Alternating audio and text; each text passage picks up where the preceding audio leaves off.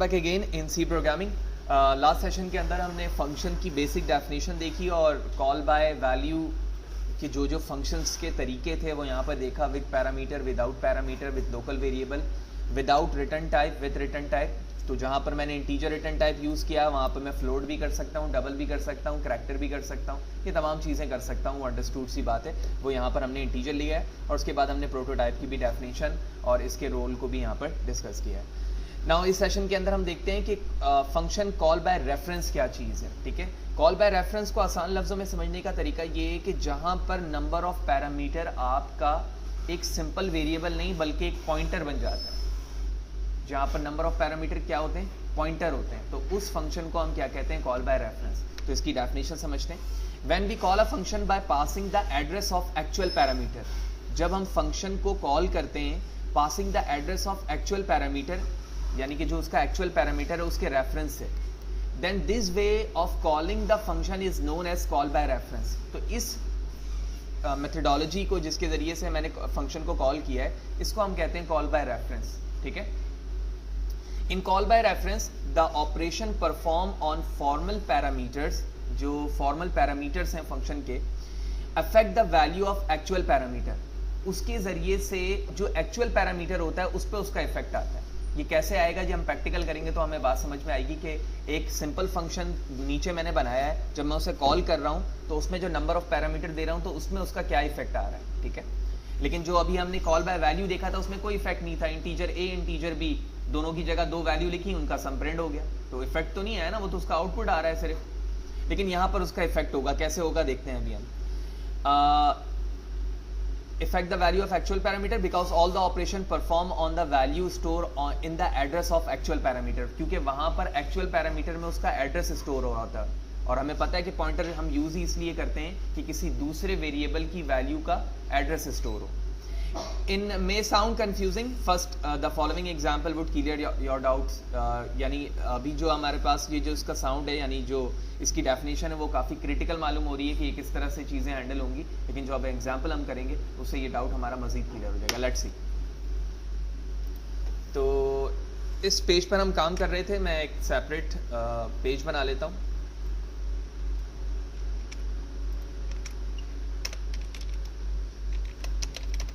Okay, और उसके बाद हम इसे सेव करते हैं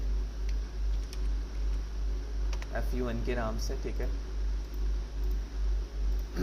ओके, मेन पे मौजूद हूँ, मेन से बाहर आ जाते हैं, थोड़ा सा जूम कर लेते हैं और सबसे पहले मैं एक फंक्शन बनाता हूँ void INC के नाम से।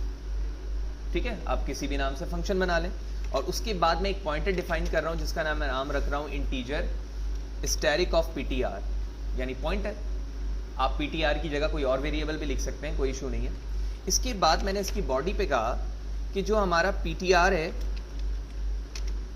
इसके हर एक कॉल पर क्या होगा, इसके अंदर एक वैल्यू का क्या हो जाएगा, इजाफा हो जाएगा। ठीक है, यानी जब मैं इस फंक्शन को कॉल करूंगा तो फंक्शन को कॉल करने के बाद जब ये फंक्शन परफॉर्म होगा तो जो भी इसकी एक्चुअल वैल्यू होगी उसमें 1 का क्या हो जाएगा, इंक्रीमेंट हो जाएगा। यानी अगर मैंने एक वैल्यू इसमें पास की 1 तो डिस्प्ले क्या होगा 2, 10 पास करूंगा तो वैल्यू डिस्प्ले क्या होगी 11, एक इंक्रीमेंट हो जाएगा। तो एक सिंपल सा फंक्शन बना दिया। वाज़े रहे कि इस वक्त मैंने यहाँ पर पॉइंटर इस्तेमाल किया, ठीक है ना। अब मैं मेन पे चलता हूँ। मैंने मेन पे जाने के बाद एक वेरिएबल लिया a, ठीक है, और a की वैल्यू दे दी 20। फिर मैं अपने फंक्शन को कॉल कर रहा हूँ INC को। INC के अंदर एक पैरामीटर है और वो क्या है, पॉइंटर है, और हमें पता है कि पॉइंटर के अंदर किसी भी वेरिएबल का एड्रेस स्टोर होता है। तो क्या मैं a का एड्रेस स्टोर करवा सकता हूँ एज लाइक दिस? बिल्कुल करवा सकते हैं। जब मैंने a का एड्रेस स्टोर करवा दिया तो इसका मतलब ये हुआ कि ये वैल्यू यहाँ पर पास होती है और इसके अंदर 1 का इंक्रीमेंट होता है। अब मैं a को क्या करवाना चाह रहा हूँ, प्रिंट करवाना चाह रहा हूँ। लिहाजा इसके लिए मैं प्रिंट एफ यूज करता हूँ, %d, क्योंकि ये एक होल नंबर होगा, और उसके बाद मैंने यहाँ पर क्या लिख दिया, a लिख दिया। Let's see, control S F11, और आप देख रहे हो कि सक्सेसफुली हमारी वैल्यू क्या प्रिंट हो रही है, 21 प्रिंट हो रही है। अब मैं वैल्यू चेंज करता हूं, ठीक है,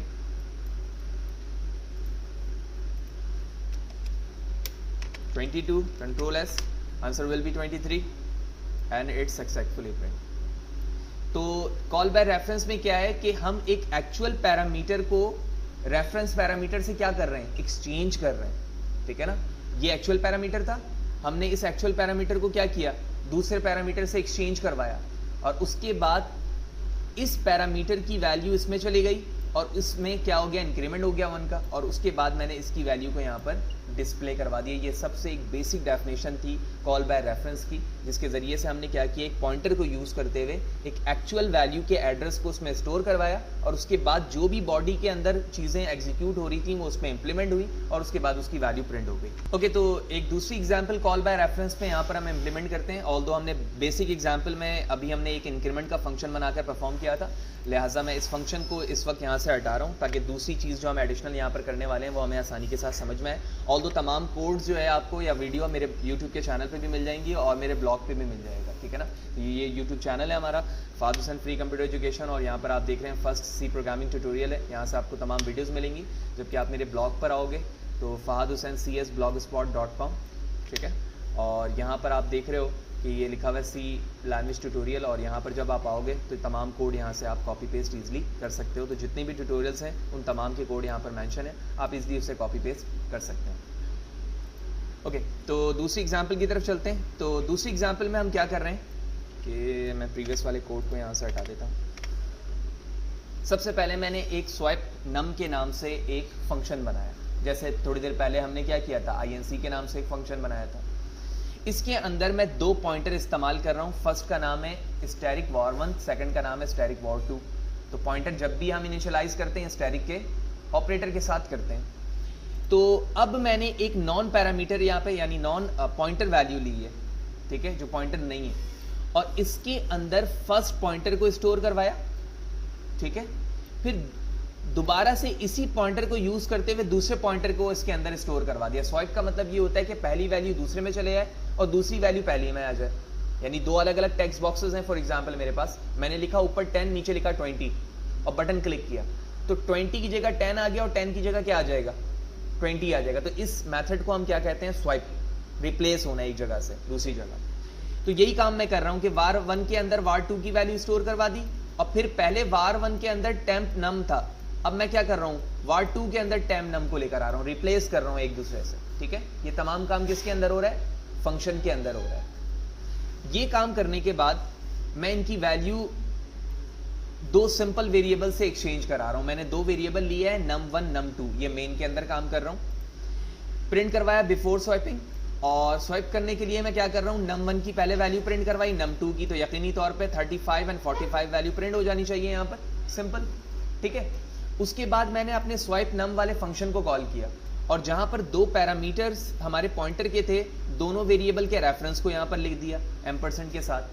तो जैसे ही मैंने कॉल किया है तो ये तमाम चीजें परफॉर्म होंगी ना, तो ये तमाम चीजें परफॉर्म होना शुरू हुई, स्वाइप हुए एक नंबर एक दूसरे से। उसके बाद मैं दोबारा num1 और num2 को डिस्प्ले करा के दिखा रहा हूं कि स्वाइप होने के बाद ये वैल्यू किस तरह से दिखेंगे। लेट्स सी, F11 प्रेस करता हूं